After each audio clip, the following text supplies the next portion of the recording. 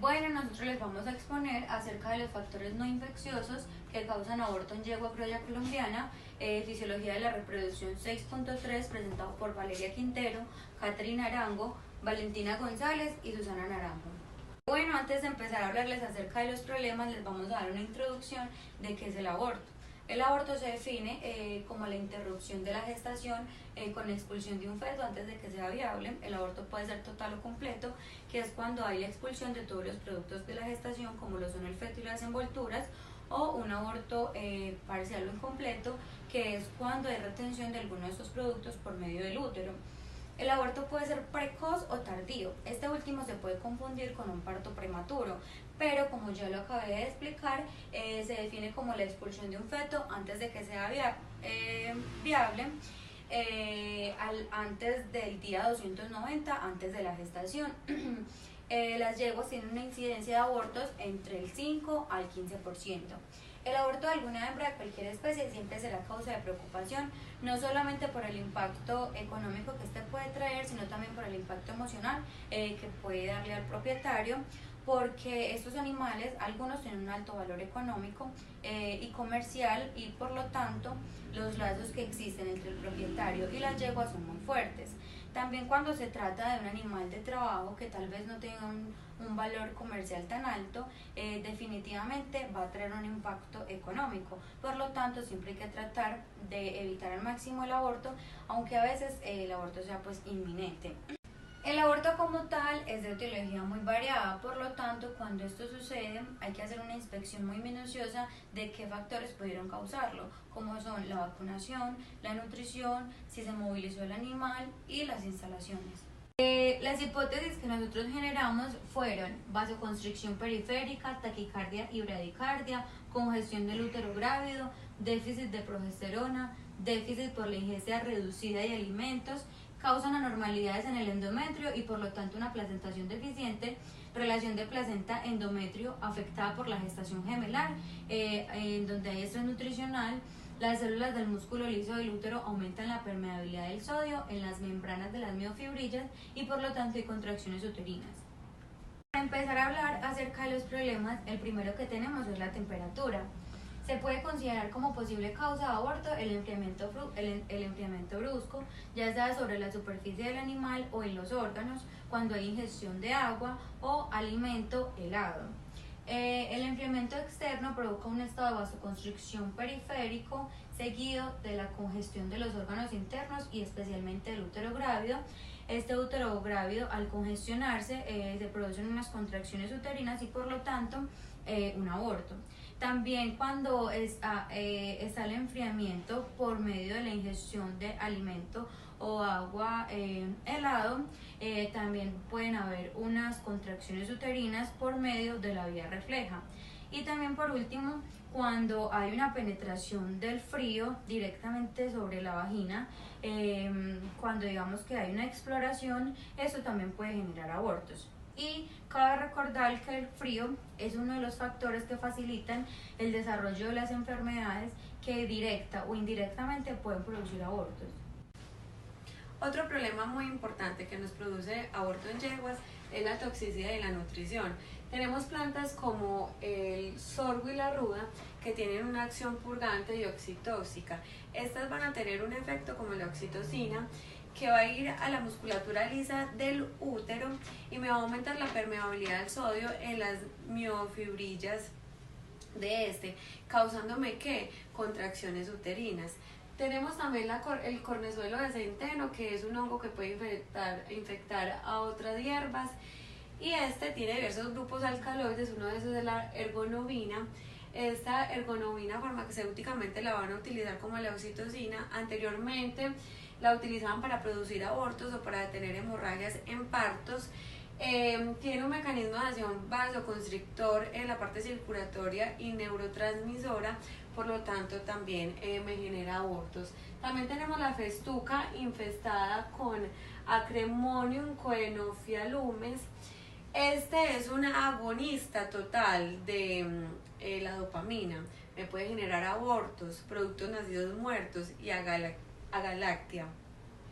Y también hay que tener muy presente que una déficit alimentaria o la importancia alimentaria cuantitativa y cualitativa en estas yeguas gestantes es muy importante.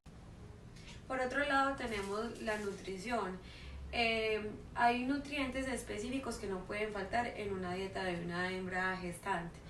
¿Por qué? Porque una falta de estos me puede generar un efecto negativo en el mantenimiento y en el término de la gestación, generándome un desequilibrio neuroendocrino, como por ejemplo la vitamina E. Una déficit de estas me puede generar un pobre desarrollo en el miometrio, causarme abortos y por otro lado retención placentaria. También una déficit de la vitamina A me va a generar una queratinización del endometrio, y a esto le sumamos una falta de las sales como el potasio, calcio y fósforo, que me va a generar anormalidades en el desarrollo del feto. Por lo tanto, hay que tener en cuenta estos nutrientes, o sea, la importancia de estos nutrientes en una hembra gestante para el buen mantenimiento corporal de ella, y no solamente de ella, sino también del feto. Uno de los problemas causantes de aborto en la yegua criolla colombiana son los problemas endocrinos. Sabemos que la progesterona es un prostágeno producido por el cuerpo lúteo y por la placenta, que es de una gran importancia biológica, en primer lugar en el endometrio, para la implantación y el mantenimiento de la gestación, y en el miometrio para la inhibición de la motilidad de este músculo. En los equinos el mantenimiento endocrino de la gestación es único entre todas las especies domésticas. En primer lugar, sabemos que los primeros 40 días la gestación está sostenida por la progesterona producida por el cuerpo lúteo, especialmente por el cuerpo lúteo primario. De los 40 a los 120 días es producida por el cuerpo lúteo secundario. Este es estimulado por las gonadotropinas coriónica equina, y se dice que a partir del día 80-90 también vamos a tener una producción de progesterona por parte de la unidad fetoplacentaria. Entonces, que un desbalance o un defecto funcional del cuerpo lúteo antes de cumplirse los 100 días de gestación son de gran importancia y me pueden generar aborto. Como dato general, y teniendo pues la importancia de esta hormona, la progesterona, y los cambios de niveles en el momento que tenemos una yegua vacía y cuando tenemos una yegua ya en el momento de la concepción y cuando ya tiene días de gestación, como por ejemplo una yegua vacía va a tener 4 nanosmoles por litro, y en el momento de la concepción hasta el 7º día va a aumentar la progesterona en sangre a 46, y en el día 57 me va a aumentar hasta 60, siendo estas las concentraciones de progesterona máximas. Hay que tener en cuenta pues la importancia de esta hormona, principalmente por lo que mencioné anteriormente, que esta se encarga de la implantación y del mantenimiento de la gestación, y aparte de eso va a inmovilizar el miometrio para evitar pues que este se contraiga antes de tiempo. Entonces, a modo de consejo, cuando tengamos una yegua gestante, muy importante medirle los niveles de progesterona en sangre para mirar que si tenga la cantidad de progesterona necesaria y evitar que las yeguas nos aborten. Bueno, una causa de aborto no infeccioso muy frecuente en las yeguas es la gemelaridad, que como consecuencia nos deja, pues la gemelaridad como consecuencia nos deja partos distóxicos, neonatos muertos, momificaciones del feto. Bueno, esto se debe al alto porcentaje que las yeguas tienen de ovulación múltiple. Entonces, cuando hay preñez gemelar, la yegua, a diferencia de otras especies, no tiene como la capacidad de mantener ambos fetos durante toda la gestación, y se empieza a presentar una insuficiencia placentaria. Y esto como consecuencia nos va a llevar a que haya la muerte de uno o de ambos fetos. Pero ¿a qué se debe el alto porcentaje en la ovulación múltiple y el bajo porcentaje de gemelaridad? Es porque si ambos cigotos se fijan en el mismo cuerno uterino, entonces, que eso se denomina fijación unilateral, eso nos va a producir que los dos fetos estén compitiendo por oxígeno, por nutrientes. Y entonces eso como consecuencia va a llevar a que uno o ambos de los fetos muera. A diferencia cuando cuando el cigoto se fija en cada uno en un cuerno uterino, o sea, una fijación bilateral, perdón. Y estas pueden alcanzar más tiempo de gestación o incluso llevar a término la gestación. Bueno, otra causa de aborto no infeccioso en las yeguas es la torsión umbilical. El cordón umbilical entonces está formado por dos arterias, por una vena, por un uraco y por varios vasos linfáticos. Las arterias se originan a partir de cada cuerno uterino.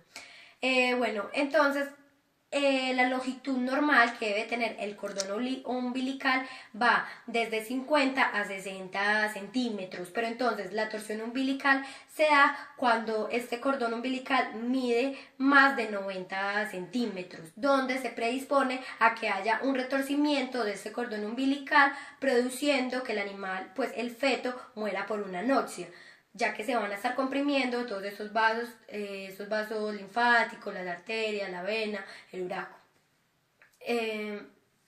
uraco. Este problema se presenta inicialmente entre el sexto y noveno mes de gestación, donde se puede alcanzar a ver el compromiso vascular que tiene el cordón umbilical y se presenta entonces hematoso, hemorrágico y donde se presenta una dilatación variable del uraco. Bueno, otro de los problemas que puede desencadenar el aborto en las yeguas es la torsión uterina. Ocurre en la gestación tardía, más o menos a los 8 meses. Ocurre más en razas pesadas que en razas livianas.